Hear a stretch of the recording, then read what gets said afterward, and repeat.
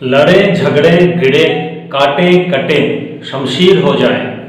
सियासत चाहती है हम और तुम कश्मीर हो जाएं। जय हिंद, वंदे मातरम। दोस्तों, मैं आपका अपना रवि बिश्नोई और आप देखना शुरू कर चुके हैं मुखियाजी.com। दोस्तों, दिल्ली के चारों तरफ किसान इस उम्मीद से बैठे हैं कि मोदी सरकार उनकी बात सुनेगी और इधर यूपी, हरियाणा, पंजाब के बाद राजस्थान में भी किसान आक्रोशित होने लगे हैं।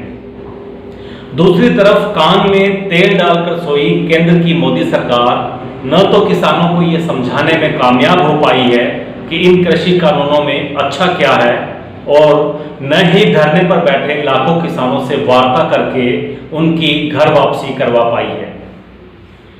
कोरोना काल की दो लहरों ने दम तोड़ दिया है, लेकिन देश की मोदी सरकार अभी भी आंदोलनरत किसानों को मनाने में कामयाब नहीं हो पाई है। अब राजस्थान में भी किसानों ने यूपी, पंजाब और हरियाणा की तरह अपने भीतर गुस्सा पालना शुरू कर दिया है। ये गुस्सा उनके चेहरों पर साफ नजर भी आने लगा है। हाल ही में धान का कटोरा कहे जाने वाले राजस्थान के सिरमौर श्रीगंगानगर में बीजेपी के दो बड़े नेताओं के कपड़े फाड़े गए। अब आपको एक किस्सा सुनाना चाहूंगा। आपको ध्यान से सुनना भी है और कमेंट करके उस किस्से पर अपनी राय भी देनी है। दोस्तों, राजस्थान के श्रीगंगानगर में कुछ रोज पहले बीजेपी, जो कि यहां एक मुख्य विपक्षी दल है, कांग्रेस शासित राज्य सरकार के खिलाफ प्रदर्शन करने के लिए श्रीगंगानगर में एकजुट होती है। परंतु उन्होंने वो दिन चुना जिस दिन कांग्रेस और किसानों का भी श्रीगंगानगर में धरना प्रदर्शन था। बीजेपी का कहना है कि उनके एससी मोर्चा के प्रदेशाध्यक्ष कैलाश मेघवाल प्रदर्शन में शामिल होने आ रहे थे और उन पर किसानों ने हमला बोल दिया, उनके कपड़े फाड़ दिए, उनके साथ मारपीट की और उन्हें अस्पताल में भर्ती होना पड़ा। वहीं दूसरी तरफ किसानों का कहना है कि बीजेपी नेता कैलाश मेघवाल किसानों से जानबूझकर उलझे और अपनी टिकट पक्की करने के इरादे से जानबूझकर उस रास्ते से आए जहां किसानों का धरना प्रदर्शन पहले से चल रहा था।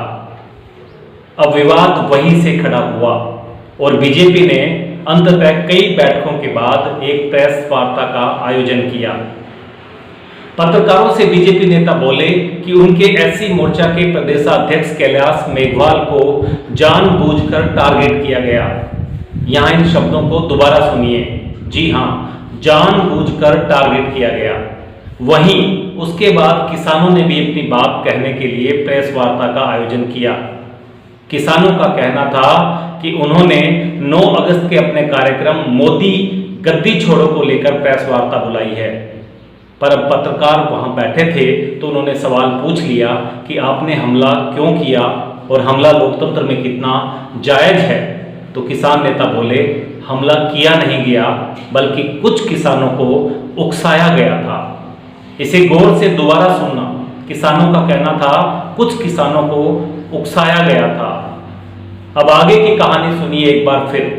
किसानों द्वारा किए गए हमले के विरोध में बीजेपी नेता कैलाश मेघवाल के समर्थन में एक प्रदर्शन का आयोजन किया गया और स्थान भी वही चुना गया, श्रीगंगानगर। इस बार फिर जब किसानों ने काले झंडे दिखाने चाहे तो अब की बार रोड से किसानों पर बीजेपी की तरफ से हमला होना बताया गया।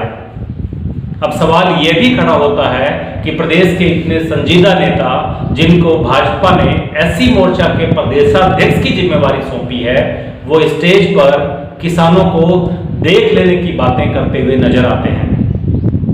उधर किसी रिक्शा यूनियन के प्रदेश अध्यक्ष ने भी तथाकथित तौर पर किसान नेता पूर्व विधायक हेतराम बेनीवाल को धमकी दे दी कि वो कहीं नजर न आए। इस पूरी कहानी और खिचड़ी को लोकतंत्र में कतई सही नहीं ठहराया जा सकता।